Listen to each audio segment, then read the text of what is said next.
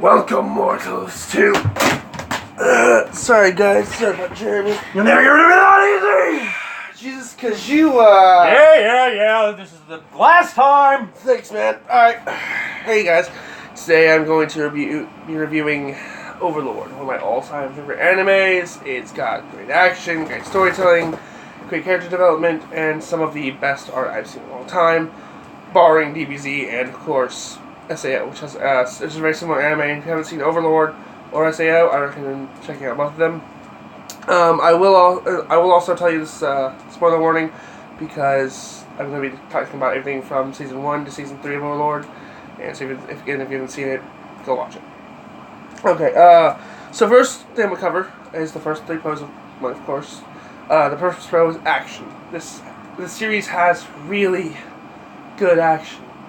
Really good. Not only are the fight scenes well paced and well done, but also, I don't know, it's just like, unlike most animes like DBZ or Bleach, so where the fighting happens so fast, you can't really tell the feeling of the battle. Like, you know who's winning, you know who's losing, but you really don't see it from the point of view, you know what I mean? But in Overlord, they're good about pacing it so that you can tell what the character is feeling, how much damage each hit is doing, like, to the T, you know, and it's great to watch. Here's actually a clip of one of my favorite fight scenes in the anime. So well done.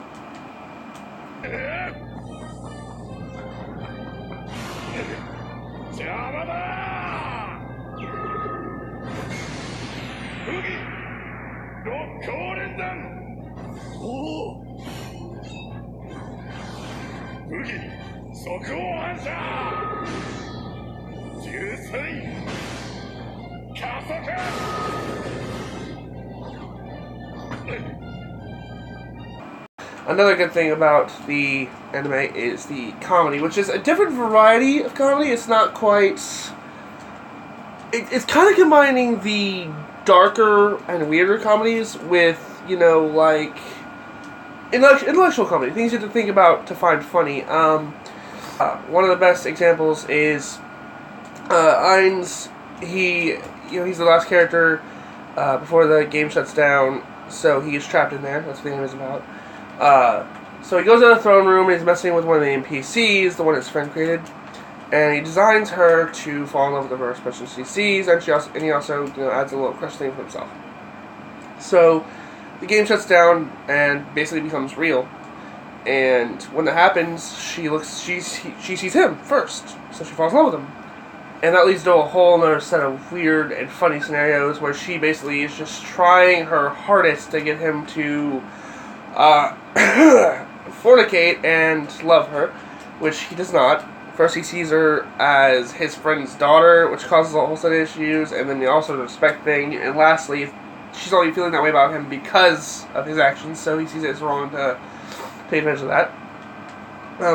Also, my favorite character as far as comedy goes is Demiurge, who's going to be the main character speaking in the clip I'm going to show you.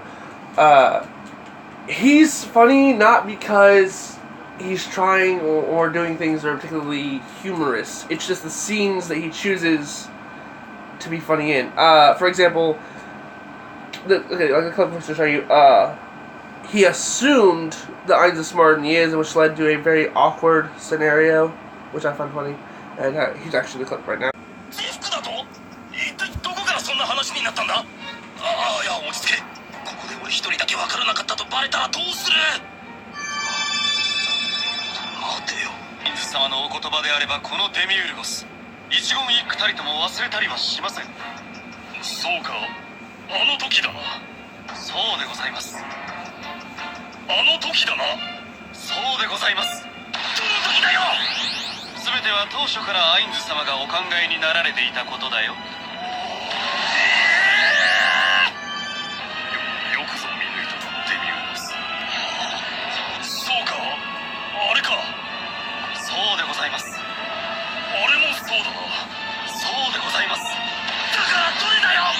Another good thing about this anime is the OP characters.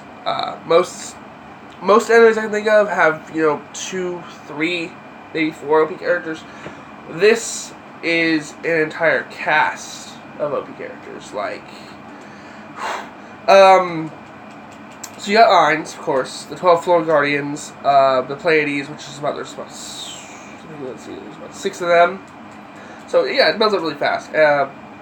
And what they do is, unlike most animes where, they're OP, cool, done. Here they show you just how OP. And I think it's better to show you rather than explain. So actually, here's my favorite clip of just OP power.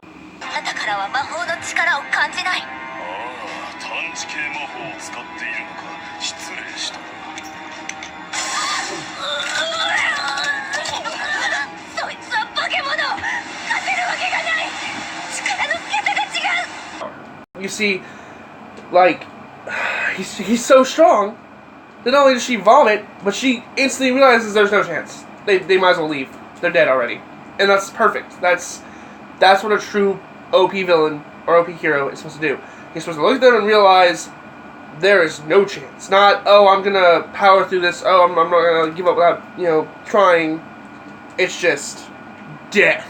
Walking true death. And he represents that perfectly. Another scene that I don't have right now, but another scene that would have been great to show is the main general of one of the kingdom's armies that he's near takes him on, and he's supposed to be undefeatable. Well, Ainz beats him in not even a second. It's just over. Done. It was awesome. Now for Hans. Hans is a little hard for me because I want to consider this anime perfect. I want to say that it doesn't have any flaws, but the truth is, it does. And one of the flaws it has, ironically, two of the flaws it has, not one, two, are also pros. The fighting scenes, which I love so much, are far and few between. They're great to watch, but the first season has three or four good ones and 2 small ones. Second season has 3 total, and the third season has 2. That's it. And it sucks because they do so well on them. You want to see more of them, and you want to see just how far these characters can go.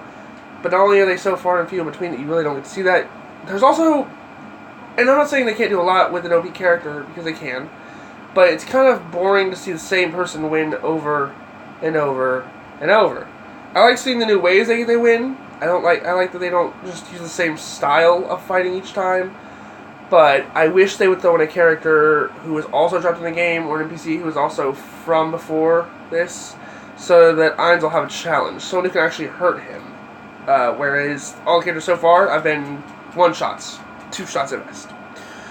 Another thing they don't do well on is they do a lot of talking, but they don't get straight to the point. It leads to some funny moments. And it leads to some character development that was important, but it is a lot of dialogue, and a lot of times it's not absolutely necessary. And lastly, the biggest error to me, and I don't like saying this because, like I said, it's one of our animes, but it needs to be addressed. They don't handle the characters well.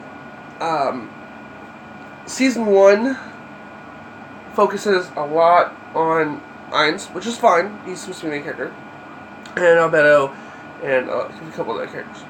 Season 2 completely almost gets rid of Ainz to the where he's popping up sparsely and focuses on Kakaitis and Demiurge and them, which again is fine. And then in Season 3, you're back to being on Ainz and Albedo and Demiurge and Kakaitis, and that's it. And they do show other characters, which is fine. They show them at a decent rate. What the problem is they keep showing you more and more and more characters and then never going back to them. There's one character that only appears once in the 3rd season, and they put a lot of time into showing her. They put a lot of time into giving you her character and her backstory, and investing you in her, and then they just don't do anything with it.